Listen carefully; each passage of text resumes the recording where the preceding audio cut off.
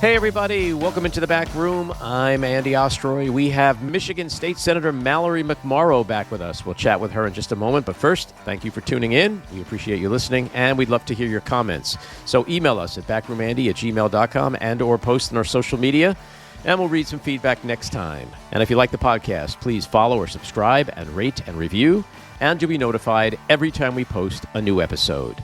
So Mallory McMorrow is a Michigan State Senator who in 2018 flipped a district that had previously voted Republican by 16 points, and she then helped Democrats take control of the Michigan Senate for the first time in 40 years. She stood up to extremists to repeal Michigan's abortion ban, expand voting rights, and pass sweeping gun safety laws. And she refuses corporate PAC or AIPAC money. She was thrust into the national spotlight in April 2022 over her incredible viral speech on the Michigan Senate floor in response to being accused of being, quote, a groomer by a Republican senator. Last year, she released her first book, a sort of sequel to that speech, Hate Won't Win. And she's back with us today to discuss her U.S. Senate campaign. Senator, welcome back into the back room. Thank you. So good to be back. How are you? Great. So you're running for the open U.S. Senate seat vacated by retiring Gary Peters. Share with us, again, your primary motivation for running, and more specifically, how, as a U.S. Senator, you'll have greater impact on the lives of Michiganders. Yeah, it has been more than a year of campaigning, and you learn so much about your state and everybody in it. And people are really scared right now. This is an existential moment in our country. And my motivation is simple. It's for my daughter, Noah, who just turned 5, for every kid across Michigan, for every family to ensure that, first of all, we still have a democracy for them to grow up in. We have civil rights, we have voting rights, we have access to clean air and water, affordable housing.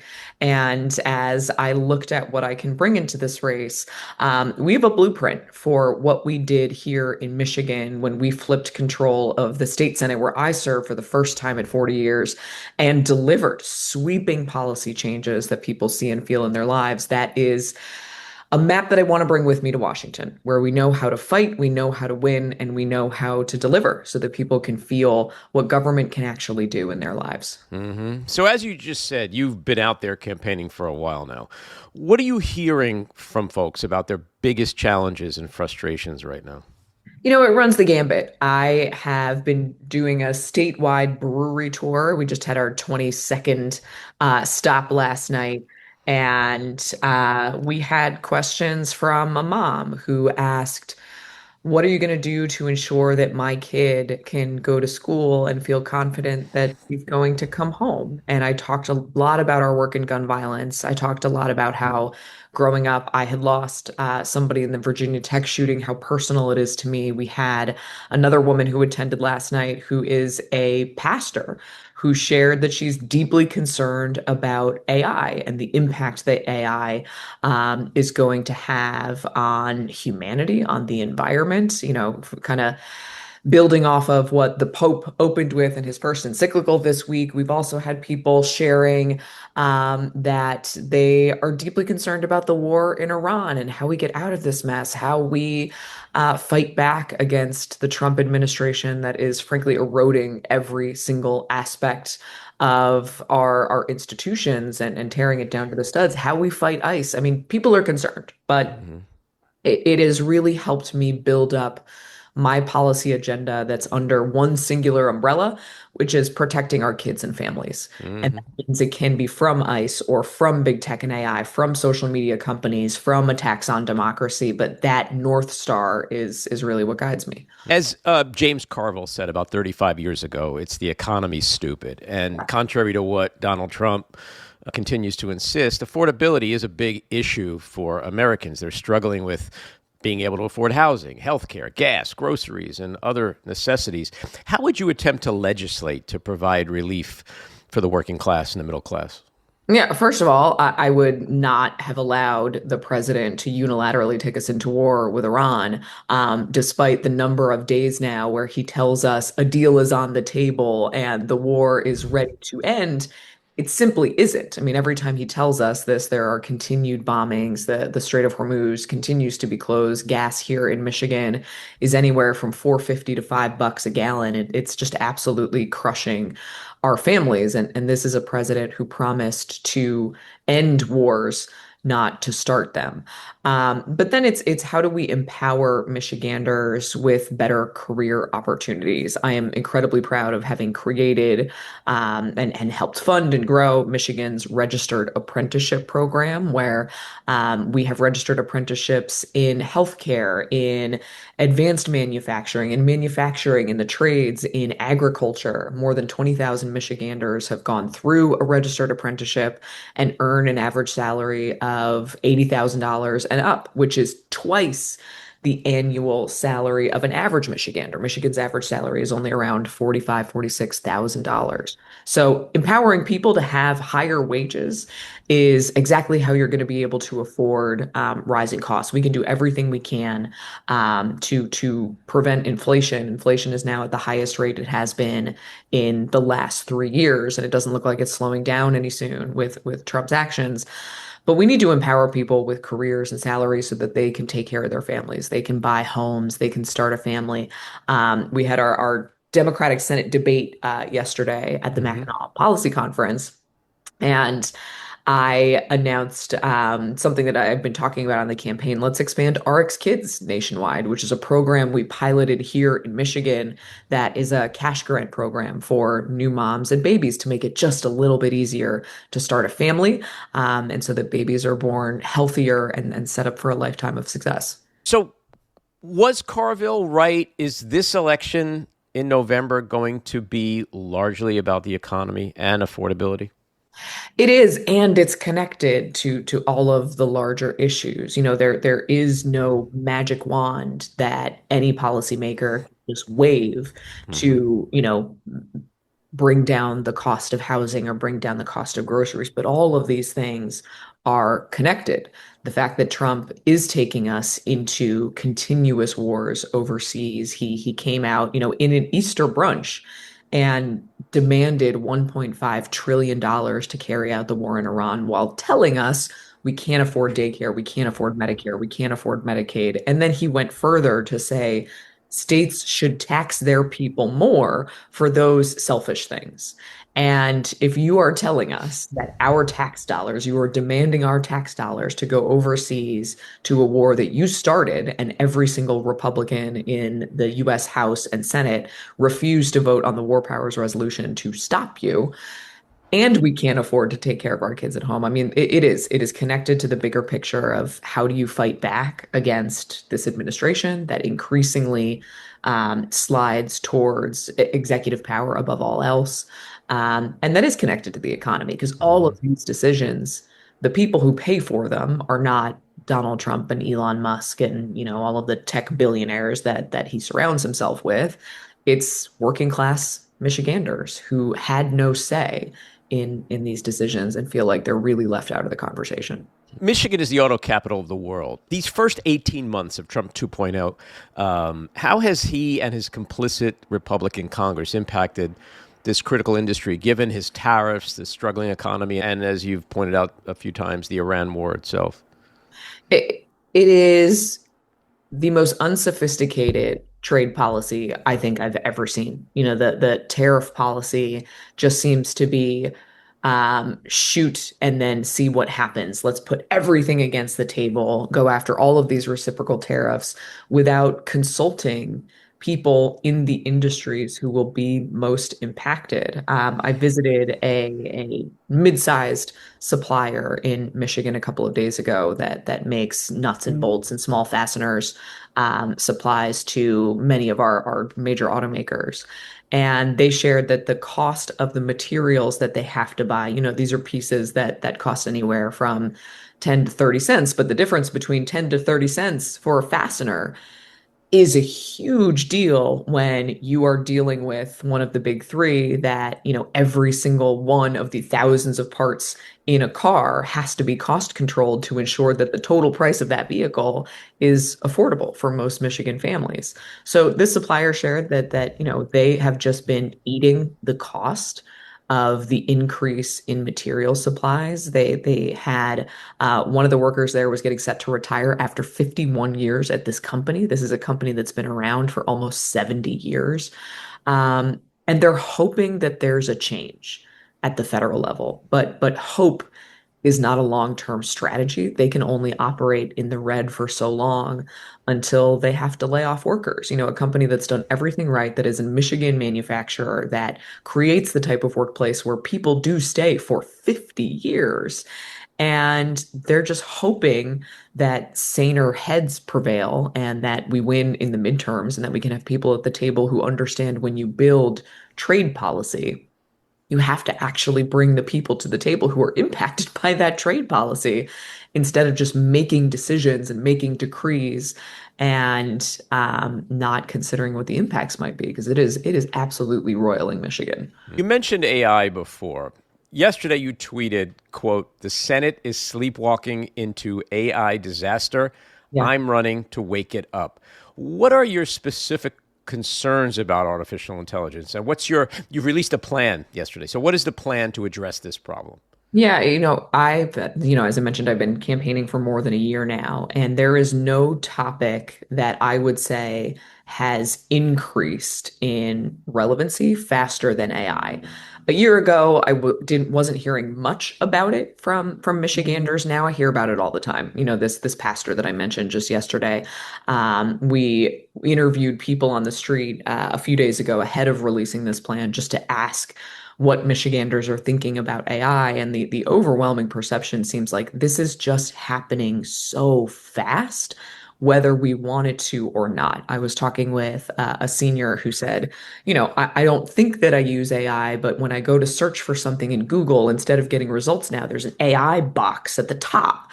Hmm. People are concerned that AI is taking away jobs. Acrisure, which is an insurance company in West Michigan in the Grand Rapids area, announced they're going to lay off more than 2,200 people. And they pointed directly to AI. The CEOs of these companies themselves say it could go really, really badly, that they anticipate 25 to 50% of jobs will be taken over by AI, and they don't have an answer for what to do with that. So that is where the government needs to step in right now. So we released two policy proposals on AI. One is an AI jobs plan that would effectively tax commercial usage of AI to fund apprenticeship programs for not only traditional trade jobs where we see apprenticeships, but also for office jobs, for knowledge economy jobs. Because if you are eliminating entry level jobs because AI can do these skills, you are denying your own company of managers because you can't move up the ladder if you haven't started your career. So let's fund apprenticeships that give Americans exposure to negotiations, to managing people, to conflict resolution, to sitting through client presentations, all the skills that you need to move up that ladder to ensure that we are not denying anybody a career pathway. Yesterday, we released phase two of our plan, which is our AI safety plan. So that's sort of the much bigger picture existential threat of AI. AI, just like any other product that is released into the market, should be required to go through thorough testing and vetting. It needs to be validated by an independent agency as safe before it is released into the market. Right now, we're operating in a world where the tech companies are testing the AI themselves and saying, we think it works, but we're not really sure how it works. So just trust us and we'll try it out. We need to ensure that American AI is kept American. So Trump is allowing the sale of NVIDIA chips to China, for example.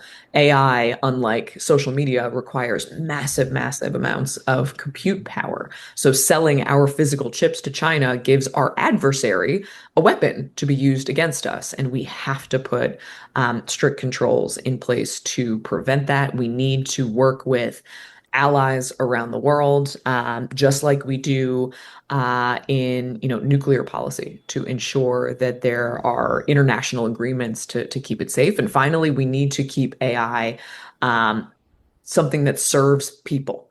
People should be at the center of every decision. AI should never be making a decision to kill another person in military and law enforcement capabilities. That should be a decision of a human and a human being alone. It should not be used in nuclear decision making. It shouldn't be used to decide whether you get health care or a job. And if it is being used in that way, you should have a right to know, and you should have a right to appeal the decision that is being made. Hmm. I just want to note, just for the record, that China has not yet allowed NVIDIA chips. It may, Yeah, but NVIDIA certainly wants to correct. sell. I want to play devil's advocate for a second, but I also want to point out that I agree with you on your concerns about AI. But there's an interesting story that came out in the New York Times this morning, and they cite Eric. I'm screwing up his last name pronunciation, I'm sure, Brynjolfsson. He directs the Digital Economy Lab at Stanford University, and he said, quote, "A lot of people are under the mistaken identity that the only way that you get productivity from AI is by removing labor costs." Now, he and other economists argue that businesses can reap bigger gains by using AI to make workers more productive rather than replace them. The Times story also highlights Schneider Electronic, which is a French global energy technology company that is successfully using the technology, AI, to improve service, employee morale, and productivity without the feared layoff. So my question is it possible we're all underestimating and misunderstanding AI as these scientists may be suggesting here? Potentially, but I think you should plan for the worst and hope for the best. Washington completely whiffed on regulating big tech and social media. I was just on a panel this past week regarding social media, and there was a mom, a Michigan mom, whose daughter died by suicide because of the impact of these incredibly addictive social media products that are being shoved in front of our kids' faces. London, who is this woman's daughter, was this woman's daughter. She shared that, London had an Instagram account, was looking up things like snakeskin boots, and then somehow, because of the algorithm, was being served content about suicide, about body dysmorphia, about self-harm. And it became a thing where London even said herself, she signed up for an addiction program and said that every time I put my phone down, the only thing I can think about is picking it up again. Mm-hmm. And we let it go completely unchecked. And it is quite literally killing our kids. And we see Meta and TikTok losing in court. People are finally taking action against these companies. We can't afford to make the same mistake with AI. So, there are sort of two camps in Washington right now. There's the camp that brings all the tech CEOs into the inauguration and seems to operate under the assumption that we can't stand in the way of innovation. We have to let these companies do what they're going to do. And then there's another camp that kind of wants to stick their heads in the sand and pretend like it doesn't happen or are calling for moratoriums. Where my plan steps in is to say this is happening. And what I hear from Michiganders is it can be a tool. I talked to a number of young people, students, who said they use it to create practice tests, to study. Like that's a great Mm-hmm. way to use AI. But they worry, especially when I was talking to young people, there's using it as a tool and then there's using it to take over creativity, to eliminate independent thought. And what my plan attempts to do is say this can be a tool. Let's put the guardrails in place to ensure that people are always first, and it is a tool. It doesn't take jobs away from people. And by setting those guardrails in place, we can encourage the United States to lead and show the rest of the world, yes, this can be a tool, but it has to put people first always. So your primary is August 4th. It's a tight race, and some say it's been a pretty contentious one. What are you telling voters are the biggest distinctions between you and your opponents, Congresswoman Haley Stevens and Abdul El-Sayed? Yeah, we were all on stage yesterday, and I made the point to say there are three Democrats on stage who, when you take a step back, there isn't that much daylight between the three of us on policy. We all want you to have health care. We all want the war in Iran to be over. We all want a check on the Trump administration. We have different ideas of how to do it. But when you look at the stakes in Michigan, we have Mike Rogers running on the other side, who is in quite a bit of a bind right now, where Trump has made it known that in the Republican Party, if you dare to stand up against him, he will make sure you are no longer in the Republican Party. We saw that with Thomas Massey, just in the last few weeks, and a number of other races, even Indiana state senators. If you dare to stand up with him, he will primary you and you will lose. So this is a moment for somebody like Mike Rogers where Trump demands loyalty above all else. And it paints a really hard question. Is Mike Rogers going to work for Michiganders or is he going to work for Donald Trump?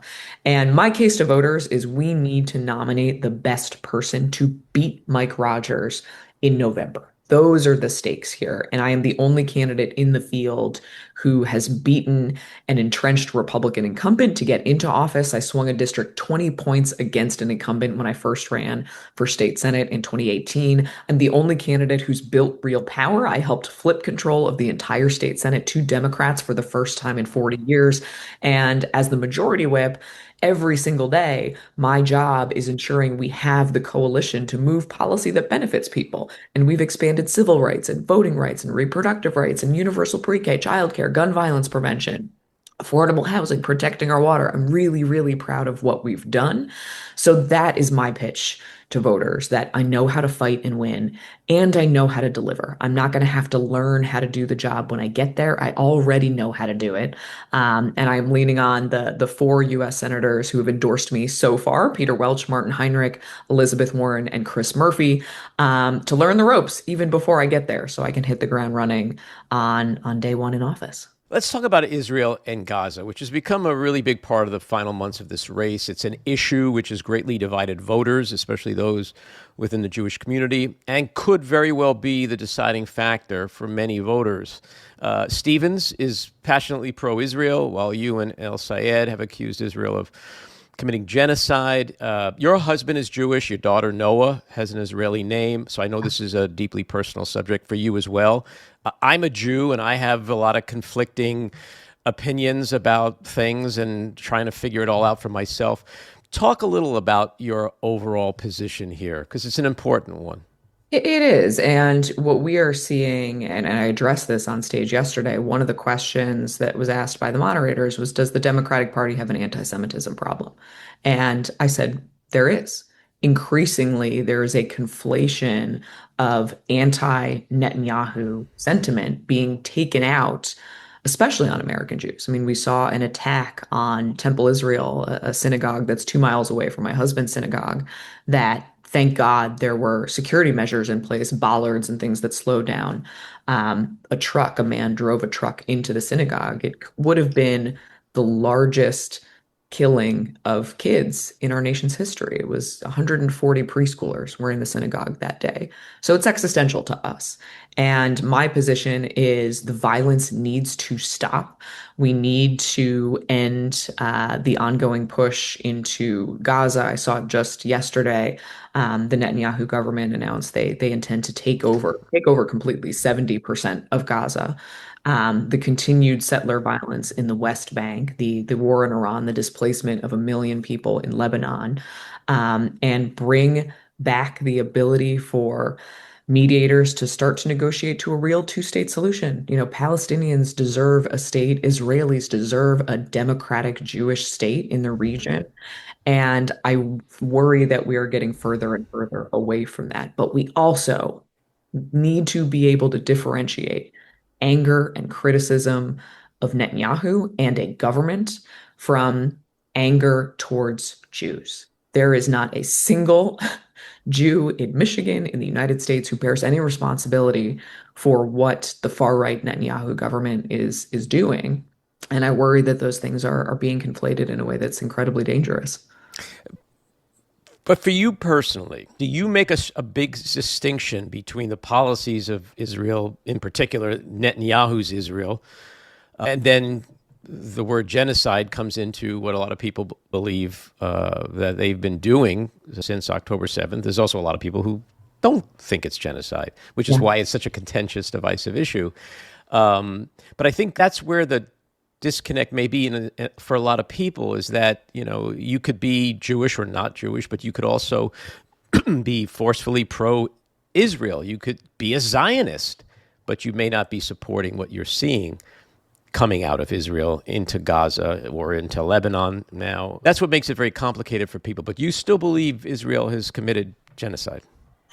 The intent language of the Netanyahu government, and I've said this, I believe it meets the legal definition, Mm-hmm. and I avoid using that word because what I know is there is a broad consensus, not universal, but broad, that most people, both in the Jewish community and the Muslim community, the Arab community, and people who are not directly impacted or tied to it at all, want what I laid out up top. They want the violence to end.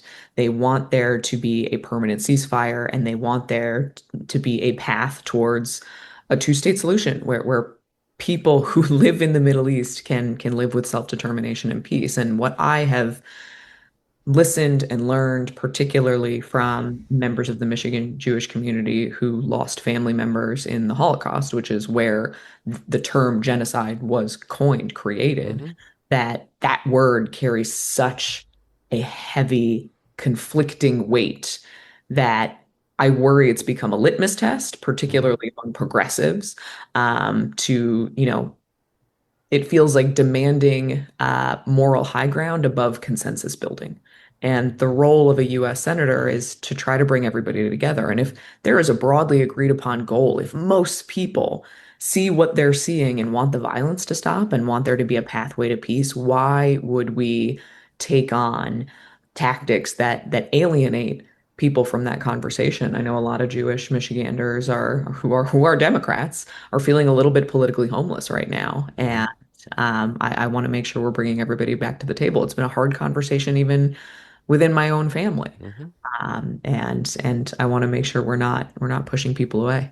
Mm-hmm. The midterms, they're 6 months away. Michigan is a critical swing state. How concerned are you about this election being free and fair, given the various attempts by Trump and Republicans and even the Supreme Court to disenfranchise voters and undermine the election itself? I am deeply concerned. We have to take the president at his word. When he tells us he wants to nationalize elections, it is not an accident that he points directly to Detroit and to Michigan. The US Supreme Court gutting the Voting Rights Act, and we see southern states quickly racing to redraw their maps to disenfranchise Black voters in the middle of elections is disenfranchisement. I mean, it just is trying to erode elections from the inside. So we are trying to do everything we can in Michigan to be prepared. This is not new for us. We saw the attempts to overthrow the election results here in 2020, whether it was Trump calling two local members of a board of canvassers to try to get them to refuse to certify election results in Wayne County, which is the county that is home to Detroit. Whether it was false electors trying to go into our state capitol to refuse to certify election results or certify them for Donald Trump, whether it was my own colleagues in the state Senate who flew to Washington, D.C. when Trump called them to discuss overturning election results. I mean, we've been at the center of it. So we have done a ton of work in Michigan to vastly expand access to the ballot. So any Michigander watching this, please take advantage of early voting. Any resident, any eligible voter can now vote early, can vote absentee. You get ballots 45 days ahead of the election. We have 9 days of in-person early voting. We know that election day is the most vulnerable day. We should expect to see ICE agents. We should expect to see Homeland Security. Some of my constituents in Detroit a few years ago got a robocall, on a Tuesday afternoon on election day that said, "Don't forget to vote on Thursday." It can be that simple and that nefarious because if you get that phone call and you don't go vote by 8 p.m. on Tuesday, you've lost your vote. So the more education we can do to get people out there, Michigan just this week also became the first state in the country in my committee, the election committee, to hold a hearing on legislation to create a state level Voting Rights Act in the wake of what the Supreme Court did on the federal level. So the Constitution is clear. States facilitate elections no matter what Trump says. And Michigan is on the front lines of that fight. Mallory, appreciate you coming on and talking with us. Good luck with the campaign. Thanks, Andy. I appreciate it. All righty. Take care. This episode was produced and edited by me, Andy Ostroy. It was co-produced by Maddie Rosenberg and Jen Hammoud for Radio Free Rhinecliff, with additional editing by Maddie Rosenberg music by Andrew Hollander, and graphic design by Cricket Langell. And with a special thanks to our sponsor, the Epicurean. Again, thanks for listening. Please rate and review wherever you get your podcasts, and subscribe to the Backroom with Andy Ostroy YouTube channel, where you can watch full videos of our interviews. See you next time.